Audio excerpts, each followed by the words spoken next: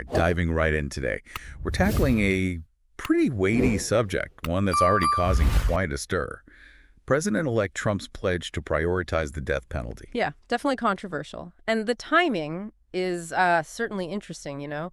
Trump's statement came just a day after President Biden commuted most federal death row sentences, leaving only 3 people actually facing capital punishment. Right, so we've got two main sources for this deep dive. Trump's Truth Social post, where he outlines his intentions, and then a CNN article that gives us some context around Biden's commutations in those remaining death row cases.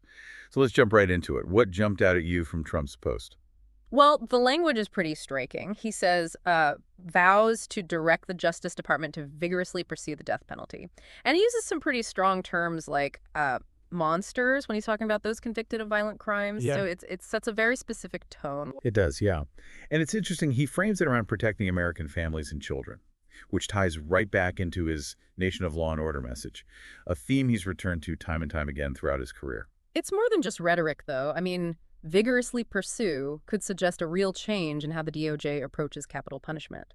You know, we could see them trying to seek the death penalty in more cases, maybe even changes to DOJ guidelines to make it easier. That brings up some serious questions about how this could actually play out. But before we get into potential legal battles, let's talk about those Biden commutations and the 3 people left on federal death row. Yeah, Biden's decision to commute 37 federal inmates' sentences to life in prison was a big deal.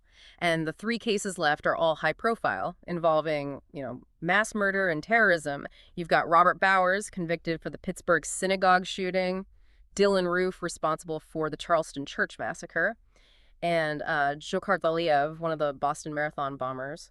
Yeah, those are names and events that a lot of us remember vividly. Do you think the nature of these particular cases, I mean, the just horrific nature of the crimes, will affect public opinion on Trump's stance? It's a tough question. I mean, these cases definitely evoke strong emotions, and there might be people who see the death penalty as justified in these specific instances. But it's important to remember that the death penalty debate is bigger than these individual cases. There are broader moral, ethical, and legal considerations at play here. Absolutely. And speaking of the broader debate, we also pulled some reactions from Reddit to get a sense of what people are saying. What stood out to you about that online discussion? The range of opinions is really something. It shows how divided American society is on this. You see strong condemnation of Trump, accusations that he's power-hungry, and concerns about the politicization of justice. But there are also people supporting his stance. They argue that the death penalty is a just punishment for certain crimes. Yeah, it's a real mix, and some of the comments are pretty intense. Like one user writes, "People will literally die if Trump gets his wish." Another one just says, "Trump is an effing sicko who just wants to kill people." It's clear this issue really gets people fired up. Yeah, there's a lot of anger and fear, for sure, but also a deeper conversation about the death penalty itself. Some people are asking, why do people who don't trust the government always want it to have the power to kill people? Unquote. Others are bringing up concerns about fairness and bias, pointing out that 2 of the remaining death row inmates are white supremacists, while the 3rd is not. And even religion is part of the conversation. One commenter says, the death penalty is antithetical to Christianity, questioning the moral and ethical basis for it. Right, and these diverse reactions show us that this isn't just a political issue. It touches on really fundamental values and beliefs. It's about justice, morality, and the role of government in our lives. So we've got Trump's strong stance, Biden's commutations, and a public that's divided. Yeah. To understand this better, let's look closer at the death penalty debate itself. Yeah, I think we need to examine those core arguments for and against capital punishment. One of the strongest arguments against it is the sanctity of life. Opponents say it's inherently wrong for the state to take a life, no matter the crime. Right. But those who support the death penalty often talk about retributive justice, saying that some crimes are so awful that death is the only fitting punishment. Right. They argue that it provides closure for victims' families and that it deters future crime. But that raises the question, is it really about justice? Or is there an element of revenge there? And then you have the legal side of things. One of the biggest concerns is the risk of executing an innocent person. We've seen so many cases where people were exonerated after spending years, even decades, on death row. Yeah, the possibility of wrongful execution is a major flaw. And beyond that, there are concerns about due process. Are these trials really fair? Is there bias in the system, especially against people of color or those who can't afford good lawyers? These are questions that have been around for a long time. And we can't forget the practical implications. Death penalty trials and appeals are incredibly expensive, much more so than life in prison. Right. And then there's the question of whether it actually deters crime. The evidence is mixed at best. Some studies say it does, others find no connection. So we've got this whole web of moral, ethical, legal, and practical issues. And Trump enters this complex and charged landscape with his long history of supporting capital punishment. Yeah, his history is key to understanding his current stance. He's consistently advocated for the death penalty throughout his career, even calling for it in cases where it turned out to be unjust, like the Central Park Five. That case really shows how the system can make mistakes and the irreversible consequences of the death penalty. Exactly, and his record shows he's willing to push for harsh punishments. His rhetoric often taps into fear and anger. During his last administration, we saw federal executions resume after a long break, with 13 executions in just 6 months. And during his campaign, he talked about seeking the death penalty for things like drug trafficking and crimes committed by migrants. Right. Given all this, it seems likely he'll try to change how the death penalty is used at the federal level, in a big way. So we've established Trump has a long history with this death penalty stuff. And he said he wants to use it more, but how would he actually do that? Like, what can a president actually do about something like this? Well, one of the biggest powers a president has is appointing the attorney general, Yeah. the head of the DOJ, and the AG sets the tone and priorities for the whole department, including, of course, how they handle death penalty cases. So Trump could appoint someone who agrees with him on capital punishment, and that person would have a lot of say in how these cases are handled by federal prosecutors. Exactly. And those prosecutors would have the discretion to seek the death penalty when they think it's appropriate. But we can't forget the checks and balances. Even if the AG is all for the death penalty, those prosecutors still have to follow the law and ethical guidelines. So it's not like Trump can just, like, order people to be executed, right? There's a whole process, evidence, juries, all that. Right, exactly. And then there's the whole issue of legal challenges. Civil liberties groups and death penalty opponents will be watching super closely, looking for any signs that the DOJ is overstepping or violating people's rights.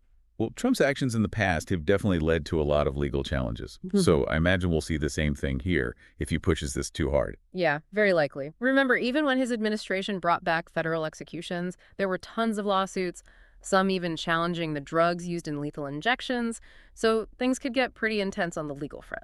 And those 13 executions his administration carried out, those were all cases where the death penalty was already in place. But now he's talking about directing the DOJ to seek it in more cases. So we could actually see a lot more federal executions. It's possible, yeah. But there's another piece of the puzzle here, and that's Congress. The president can't just create new death penalty laws on his own, or even change existing ones. That takes legislation. So even if Trump has an AG and DOJ that agree with him, he still needs Congress to play ball if he wants to make bigger changes. Exactly. And Congress is, well, pretty divided right now. There's no guarantee he'd have the votes to expand the death penalty. He's talked about things like the death penalty for drug dealers and some crimes committed by migrants. Those ideas are going to be tough to sell, even to some in his own party. And even if he did get new laws passed, they'd almost certainly be challenged in court. There are constant debates about whether the death penalty itself is constitutional. Any new laws would have to be really carefully written to avoid being cruel and unusual punishment. Oh, absolutely. So there are a lot of obstacles for Trump. Legal challenges, Congress, maybe even pushback from within the DOJ. It's not going to be a cakewalk. But even with all that, the fact that he's made this a priority is a big deal. It's already reignited the debate. Yeah. People are picking sides, like we saw on Reddit. And that's what's so interesting here. The death penalty isn't just a legal or political thing, it's an emotional thing. It touches on those big questions of right and wrong, justice and mercy. It's going to be a huge flashpoint in those cultural battles that are already dividing us. So beyond all the legal and political stuff, what are the bigger implications for society if we go back to widespread executions? That's the real question we need to think about. The U.S. has a long and, well, messy history with the death penalty.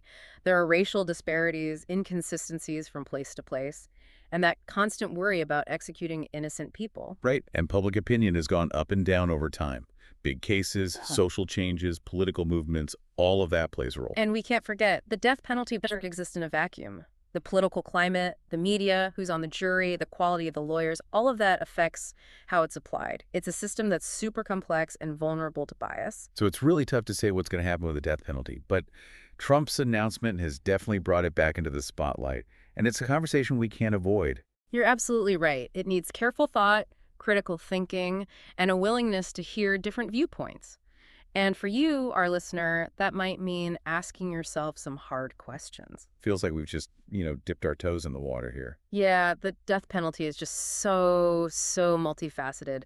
Layers of history, legal stuff, moral arguments, all tangled up together. As we've seen, it brings up some pretty strong emotions. Absolutely. People have really strong beliefs about it. That's why it's so important to, be nuanced in this conversation, to recognize what's really at stake here. We're talking about life and death at the end of the day. Exactly. It's easy to get caught up in the political arguments, the stuff you see online.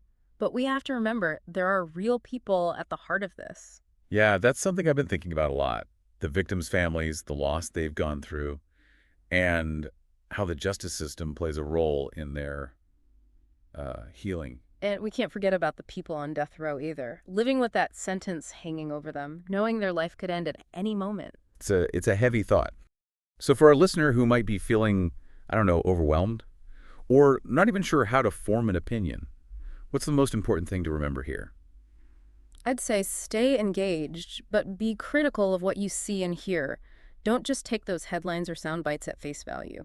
Dig deeper, look at different sides, and come to your own conclusions based on, real thought and consideration. So as this all plays out, what should people be paying attention to specifically? Keep an eye on who Trump picks for those top spots at the DOJ, especially the Attorney General. What they've said and done about the death penalty in the past will tell you a lot. What about Congress? Could they try to pass new laws about this? It's definitely possible, especially with what Trump said during the campaign. Pay attention to any bills about the death penalty and the arguments for and against them. And of course, we can probably expect legal challenges if Trump really pushes this. For sure, the death penalty's constitutionality is always being debated. Any changes to the laws or how things work will likely end up in court. So basically, stay informed, stay critical, stay engaged. Exactly. This isn't something that just goes away. It's going to keep coming up, and it deserves our attention. Well, you've given us a lot to think about. I have to admit, I'm leaving this deep dive with more questions than answers. But maybe that's a good thing, right? I think so. It means we're really wrestling with this issue, recognizing that there aren't any easy solutions. And maybe one last thought for our listener. As you think about all this, ask yourself, what would it take to change your mind? What evidence, what arguments, what stories could shift your perspective? That's a really powerful question. It reminds us to be open to new information, to approach this with humility and a willingness to learn. Well said. Thanks for joining us on this deep dive. Keep those brains working, everyone.